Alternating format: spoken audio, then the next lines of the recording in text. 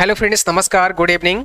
आइए स्टार्ट करते हैं आज के इस क्लास को। आज के इस क्लास में 8 अप्रैल ट्रिपल सी एग्जाम में पूछे गए कुछ इंपॉर्टेंट प्रश्नों को शामिल किया गया है। ये सभी प्रश्न हमारे पास भेजे हैं अंकित शर्मा, सम्मान भारद्वाज शाहजहानपुर से, गोलू, प्रियांशी और प्रशांत सिंह ने। तो आप सभी का बहुत बहुत धन्यवाद जो आपने हमें प्रश्न भेजे हैं। और आप लोग भी जब भी आपका एग्जाम हो अपने प्रश्न हमें अवश्य भेजें ताकि उन प्रश्नों को हम अपनी क्लास में डिस्कस कर पाएँ।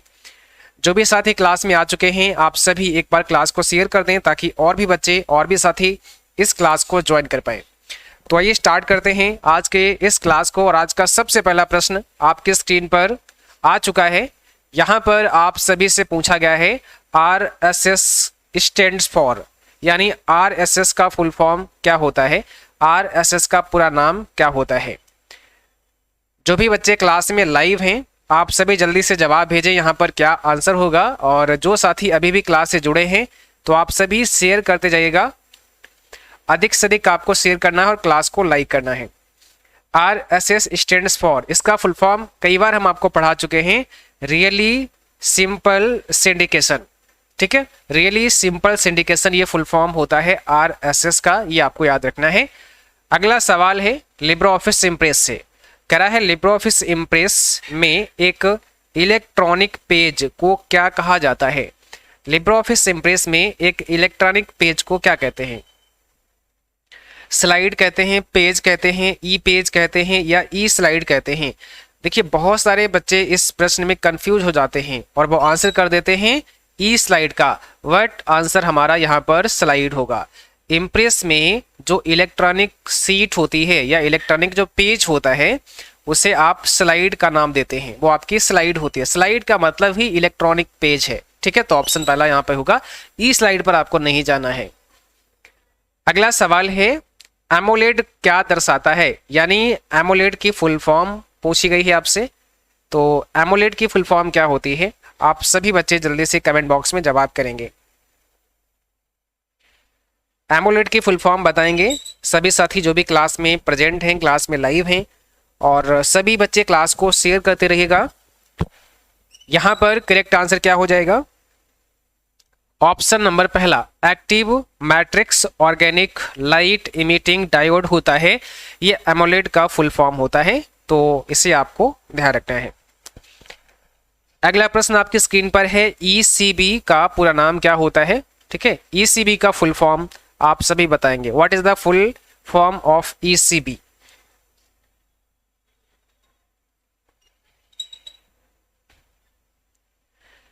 ECB का मतलब हो जाएगा एक्सटर्नल कॉमर्शियल बोरोइंग। ऑप्शन हमारा पहला यहाँ पे करेक्ट हो जाएगा, तो याद रखना है।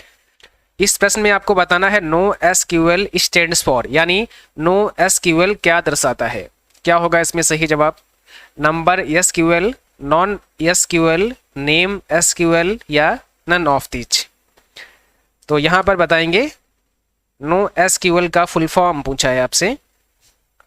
देखिए यहां पर ऑप्शन बी हो जाएगा, इसका मतलब है नॉन SQL। ठीक है, नॉन SQL या फिर आ जाए नॉट ओनली। यहां पर नॉट ओनली भी हो सकता है बट ऐसा ऑप्शन यहाँ है नहीं, तो आपको नॉन SQL पे जाना है। अगर ये ऑप्शन ना हो तो नॉट ओनली SQL का ऑप्शन होगा, यहां पर आपको जाना है। ठीक है, तो ये इसका फुल फॉर्म होता है।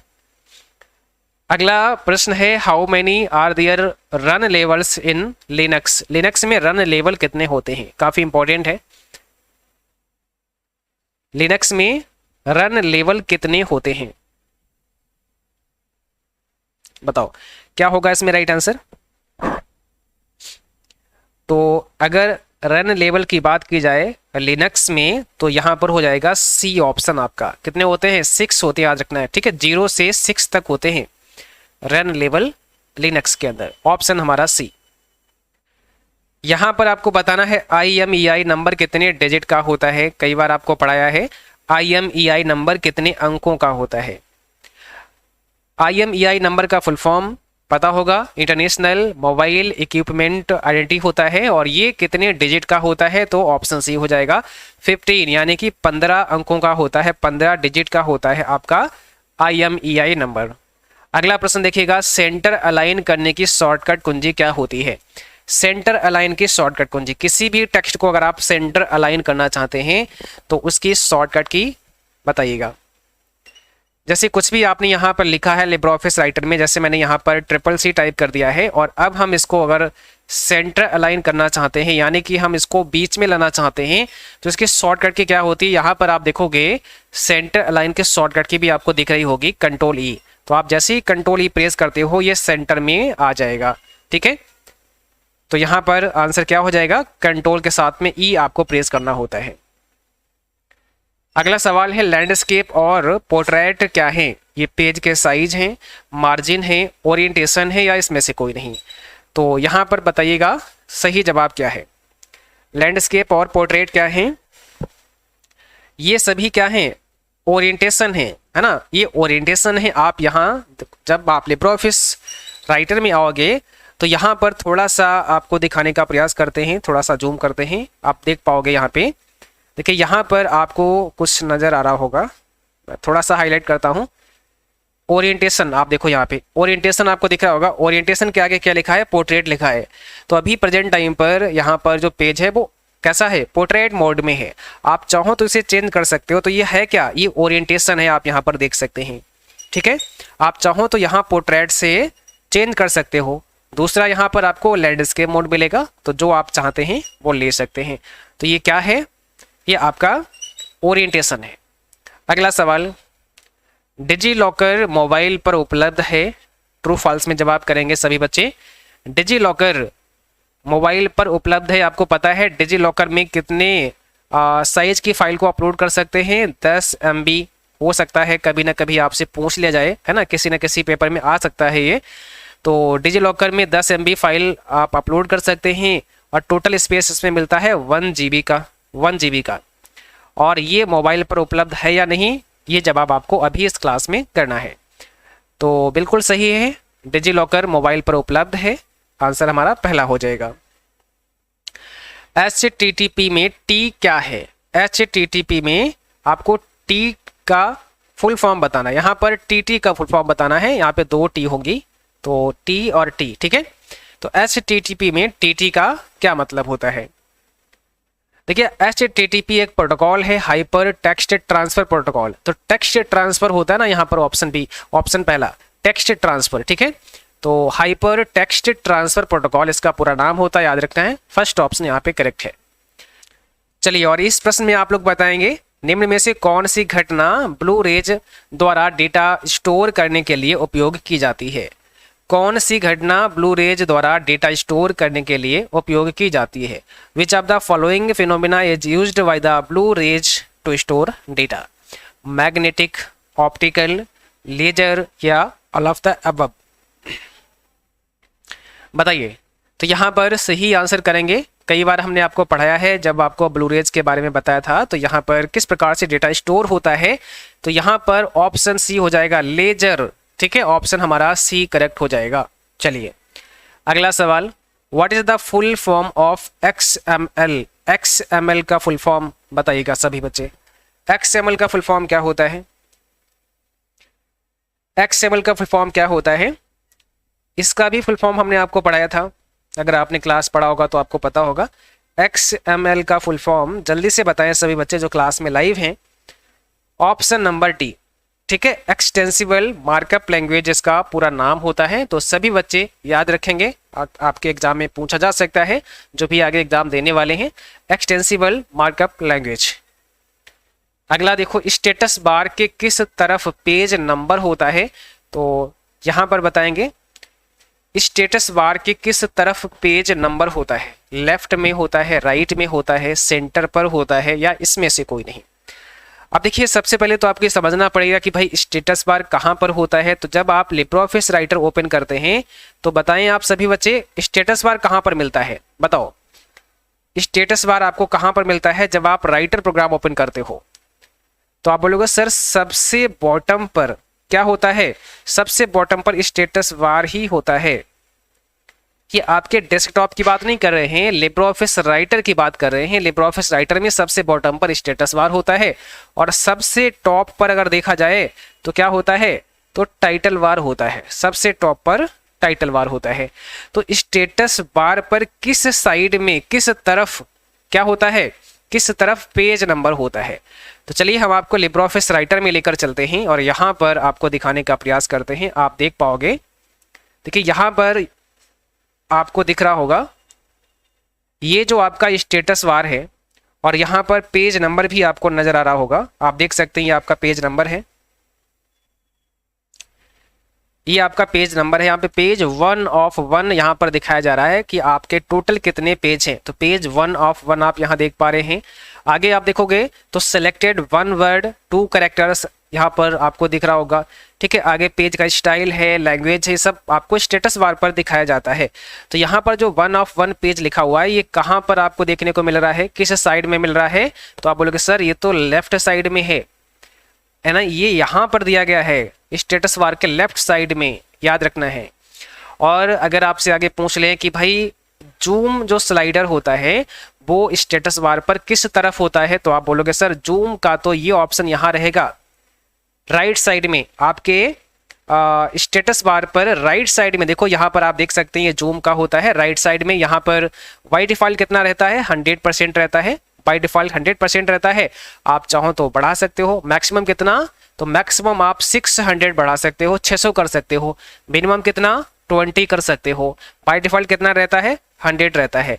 प्लस पर क्लिक करके बढ़ा सकते हैं और ये माइनस पर क्लिक करके आप कम कर सकते हैं। तो अब इन पॉइंट पर भी थोड़ा सा अब आपको फोकस करने की आवश्यकता है, क्योंकि देखो यहाँ से भी सवाल निकाले जा सकते हैं, आपके SSC एग्जाम में ऐसे भी सवाल आ सकते हैं। अगला सवाल देखो, कौन सा लिब्रे ऑफिस का एक वैध फाइल नाम नहीं है? देखिए लिब्रे ऑफिस राइटर नहीं पूछा है, कैल्क नहीं पूछा है, इम्प्रेस नहीं पूछा है, ये कह रहे हैं कि कौन सा लिब्रे ऑफिस का एक वैध फाइल नाम नहीं है। .ott, .odt, .ods और .doc, तो आप समझ गए ये तो सभी कहीं ना कहीं लिब्रे ऑफिस से संबंधित हैं। बट DOC आपका किससे संबंधित है, MS ऑफिस से संबंधित है, ना कि Libre office. So option D यहाँ पे करेक्ट होगा। ODT किसका होता है, तो ये तो आपका राइटर का होता है, आपको पता है। ODS किसका होता है, आपको पता है, स्प्रेडशीट होता है, एस का मतलब स्प्रेडशीट, तो ये हो जाएगा लिब्रे ऑफिस कैल्क का। और अगर बात करें ODP की, ODP तो ये किसका होता है, प्रेजेंटेशन का होता है, यानी कि यहाँ पर क्या हो जाएगा, इम्प्रेस आप लिख सकते हैं, इम्प्रेस, ये इम्प्रेस का होता है। OTT किसका होता है, तो ये टेम्पलेट का होता है। लिब्रे ऑफिस में टेम्पलेट के लिए OTT इस्तेमाल होता है, ये एक्सटेंशन नेम होता है इसका, ठीक है। अगला सवाल है, लिब्रे ऑफिस राइटर में स्टेटस बार को इनेबल डिजेबल कर सकते हैं? स्टेटस बार को आप इनेबल डिजेबल कर सकते हैं, शो हाइड कर सकते हैं। आंसर होगा यस, कर सकते हैं। लिब्रे ऑफिस राइटर में आप आओगे, आपको जाना है व्यू मेनू के अंदर। जैसे ही आप व्यू मेनू पे जाते हो, यहाँ पर देखो आपको स्टेटस बार का ऑप्शन दिख रहा है। अभी हम क्या करते हैं, इसको अनचेक कर देते हैं। यहाँ पे देखो चेक लगा हुआ है, टिक लगा हुआ है, इसको हम हटा देते हैं। तो यहाँ पे क्लिक कर देंगे, अनचेक हो जाएगा। अब जरा ध्यान से देखिएगा, आपका जो स्टेटस बार है ना वो जा चुका है, स्टेटस बार अब नहीं है। देखिए आपको यहाँ पे जूम दिख रहा था वो गायब हो गया है, पेज 1 ऑफ 1 चला गया, स्टेटस बार आपका हाइड हो चुका है। अब इसको वापस लाना है तो फिर से हम जाएंगे, स्टेटस बार पे क्लिक कर देंगे। आप देख पा रहे हो आपका स्टेटस बार यहाँ पर फिर से आ चुका है, ये आ गया आपका स्टेटस बार, दिख रहा है ना, ठीक है। तो यहाँ पर आपने क्या समझा कि लिब्रे ऑफिस राइटर में स्टेटस बार को भी आप इनेबल डिजेबल या शो हाइड कर सकते हो। इसका जवाब यस होगा, बिल्कुल सही है। अगला सवाल जो कई बार पढ़ाया है, IDS का पूरा नाम क्या होता है? IDS का फुल फॉर्म सभी बच्चे बताएंगे, इसका मतलब क्या होता है? IDS का फुल फॉर्म क्या होता है, बताइए। IDS का फुल फॉर्म क्या होता है?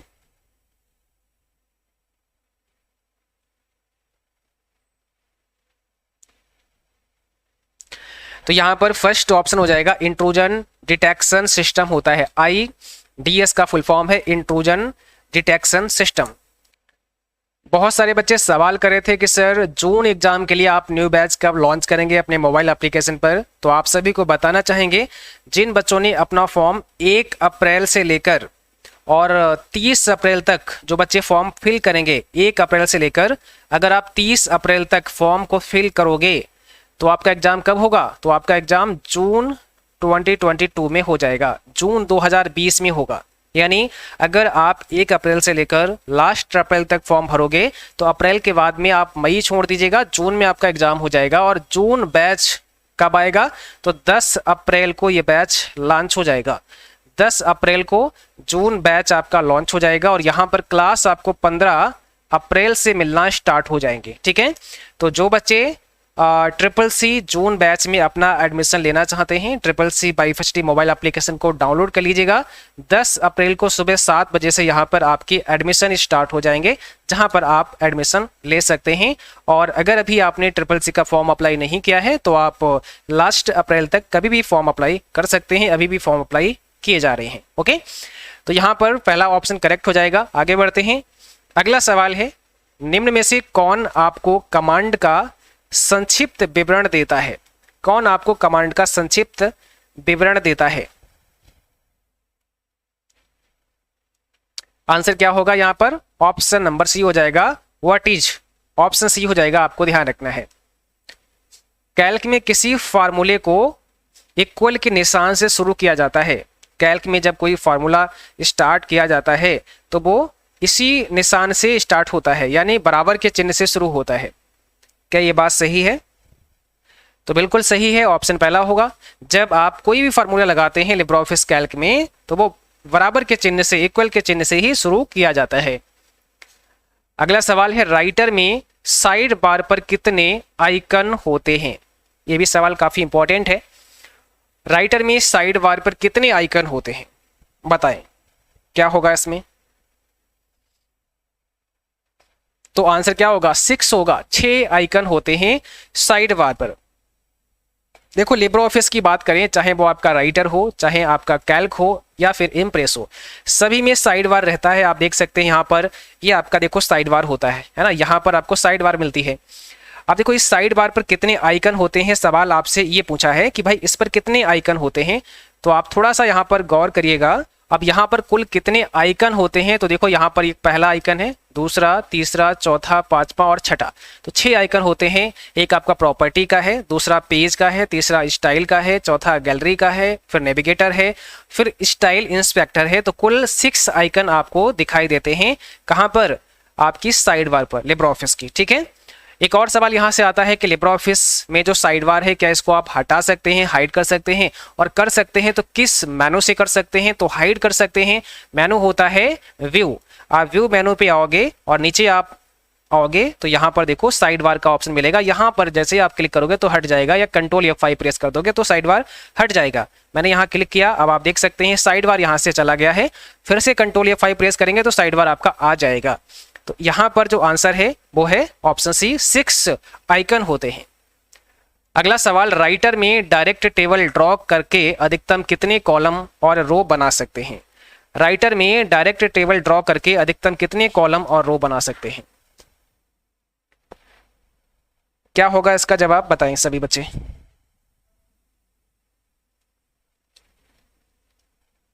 तो ऑप्शन सी हो जाएगा, 10 कॉलम एंड 15 रोज आप बना सकते हैं। 10 कॉलम और 15 रो आप बना सकते हैं डायरेक्ट अगर आप टेबल ड्रॉ करते हैं। तो देखिए, हम थोड़ा सा विद प्रैक्टिकल भी आपको समझाने की कोशिश कर रहे हैं ताकि आप आसानी से समझ पाएं। जब आप डायरेक्ट टेबल ड्रॉ करते हैं तो आपने ध्यान दिया होगा, यहाँ पर देखिए स्टैंडर्ड टूल बार पर एक टेबल का आइकन होता है। स्टैंडर्ड टूल बार पर ही बहुत सारे आइकन होते हैं अलग अलग कमांड्स के, तो इसमें भी एक टेबल का आइकन रहता है। अब जैसे ही इस टेबल आइकन पर आप क्लिक करोगे, ठीक है, यहाँ पर देखिएगा इस टेबल आइकन पर क्लिक करते हो तो क्या होता है, यहाँ से हम डायरेक्ट टेबल को इंसर्ट कर सकते हैं। अभी हमने 2 केवल यहाँ पर सेल लिए हैं तो हमारा 2/1 यानी कि यहाँ पर 2 आपके कॉलम आएंगे और 1 रो आएगा, है ना, क्योंकि हम 1 रो के अंदर जा रहे हैं। अभी देखो यहाँ पे मैक्सिमम हम 10 रोज एंड 10 कॉलम एंड 1 रो ले सकते हैं। तो यहाँ पर कितने ड्रॉ कर सकते हैं, तो आप नीचे तक सबको ले लो, यहाँ तक देखो, तो 10 कॉलम और 15 रो कितने कर सकते हैं? 10 कॉलम एंड 15 रोज आप कर सकते हैं। जैसे आप यहाँ क्लिक कर दोगे तो आपके राइटर में देखो टेबल आ चुकी है, इसमें 10 कॉलम और 15 रोज आपके आ चुके हैं।